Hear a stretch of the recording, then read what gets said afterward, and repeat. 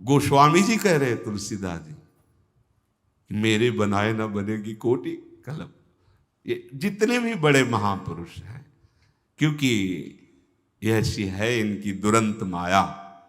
और ये आचार्य महापुरुष अपने लिए ही कह करके हम सब अपने शरणागतों को संबोधन कर रहे हैं। इनके तो अधीन प्रिया प्रीतम है, स्वामी जी कुछ बिगाड़ करेंगे क्या?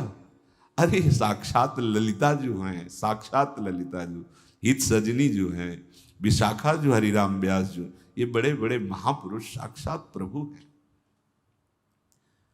तो जब हमारे हृदय में बात आ जाए कि अब हमसे नहीं संभल पाएगा, तो फिर ऐसे हो जाए। इसे कहते हैं समर्पण, आत्मसमर्पण, अपना दान, आत्मसमर्पण, अपना दान। दान की वस्तु पे अगर देने वाला अपना अधिकार जनाता है तो मिथ्यादानी कहा जाता है। मिथ्या देहाभिमानी, मिथ्यादानी, केवल दान का नाटक कर रहा है, उसने दान नहीं किया। जैसे एक संत भगवान बहुत सर्दी में तो शरीर में लगेगी तो कांपेगा, तो एक नौकरी पेशा वाले जन थे, उन्होंने देखा, जाया करते थे गांव से, तो उन्होंने कहा कि महाराज आपको बहुत सर्दी लगती है। तो उनका बच्चा बाबा जी हैं, नहीं महाराज कुछ तो पहनिए। तो बोले हमें जो भगवान दे देते हैं उसी से है। भगवान भक्तों के साथ विविध लीलाएं करते हैं। कभी अकिंचनता की प्रगट ऐसी लीला करते हैं कि कहो शरीर में वस्त्र नहीं, कई कई दिन भोजन नहीं, ऊपर से अपमान क्लेश, योद्धा भगवत मार्ग में कदम पीछे नहीं। कभी राजाओं महाराजाओं जैसा वैभव विलास, ऐसा उनकी लीला चलती रहती है। कभी महलों में, तो कभी झोपड़ी में, तो कभी फुटपाथ में, ये उनका खेल चलता रहता है। कभी घी घना, कभी मुट्ठी भर चना, और कभी वो भी ना बना। संसार वालों की दृष्टि अलग रहती है, ऐसा होना चाहिए, ऐसा क्यों हो रहा है, ऐसा।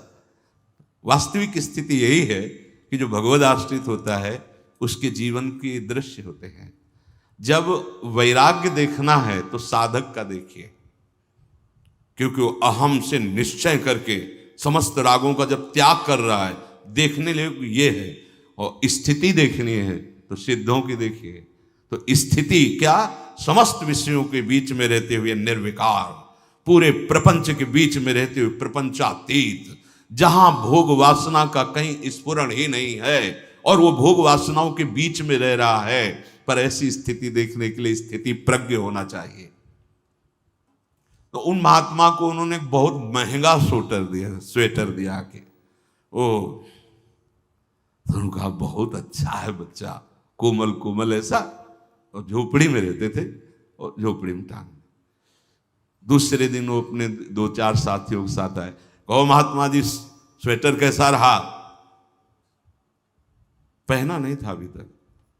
तो उनका बच्चा बहुत बढ़िया है।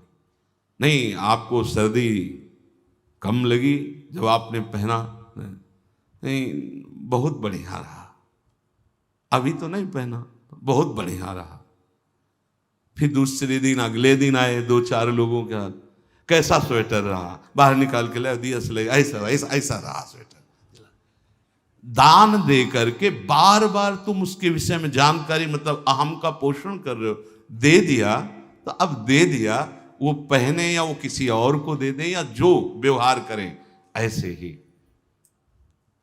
ये जीवन आत्मसमर्पण कर दिया प्रभु को। इस सच्चाई से अगर आप चलोगे ना, बहुत शांति मिल जाएगी।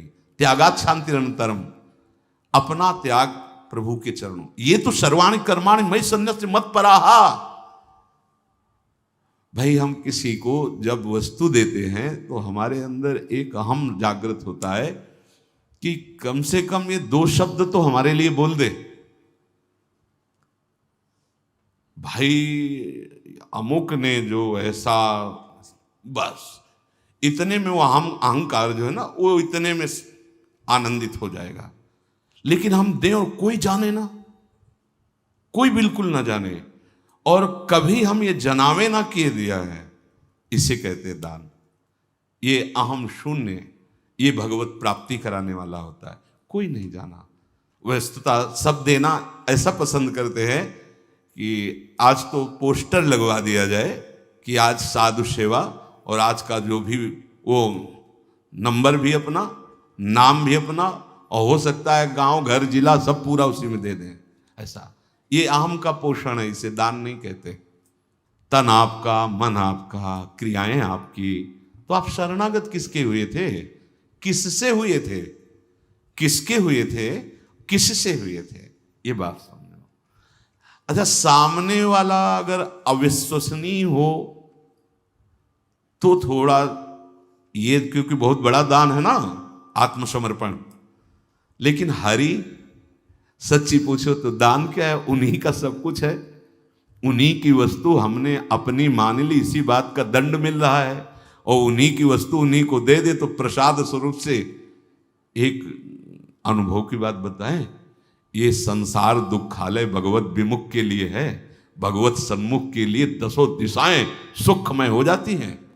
जैसे अज्ञानी के लिए नानात्व है, लेकिन ज्ञानी के लिए केवल ब्रह्म है, ऐसे ही अज्ञानी भगवत विमुख के लिए दुखालय है, और भगवत भजन करने वाले के लिए, भगवत सन्मुख के लिए दसों दिशाएं सुख समुद्र में हैं। दुख का लेस न बाहर और न भीतर, आनंद ही आनंद रहता है। तो जो ये हृदय में बात समझकर कि अभी तक हम अहंकार का बोझा बहुत ढोते रहे, अब नहीं, बस अब मैं समझ गया कि ये मन बुद्धि मेरे संभाले नहीं संभलेंगे, अब हे करुणा निधान प्रभु मैं आपकी शरण में हूं। इसे कहते हैं आत्मसमर्पण। आत्मसमर्पण में दैन्यता होती है। जो दैन्य होकर, यहां और कोई साधन की बात नहीं करे, देखो समझना, शरणागति इतना प्रबल साधन और सिद्ध साध्य वस्तु है शरणागति। जो दैन्य होकर के, सुनेरी मैंने निर्बल के बलराम, सारी समस्या ये अहंकार की है, यही नहीं होने दे रहा। शरणागति का नाटक तो कर सकते हैं हम, शरणागत नहीं हो पा रहे, नहीं हो पा रहे। नहीं, जब एक बार हम प्रभु की शरण में हो गए, एक बार शरण का फल है भगवत प्राप्ति, तो तुम विचलित क्यों हो रहे हो? तुमने अपने आप को प्रभु को दे दिया ना। अच्छा चलो, तुम्हारी पता नहीं बात सच्ची हो कि ना हो, कि तुमने दिया कि नहीं दिया, पर गुरुदेव साक्षी, उन्होंने शरणागत करवाया है।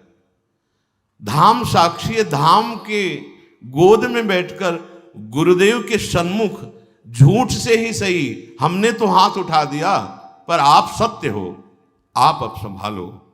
माना हमारा भी अंदर हृदय आपका पूर्ण आश्रय नहीं लिए, लेकिन अब आप संभालो।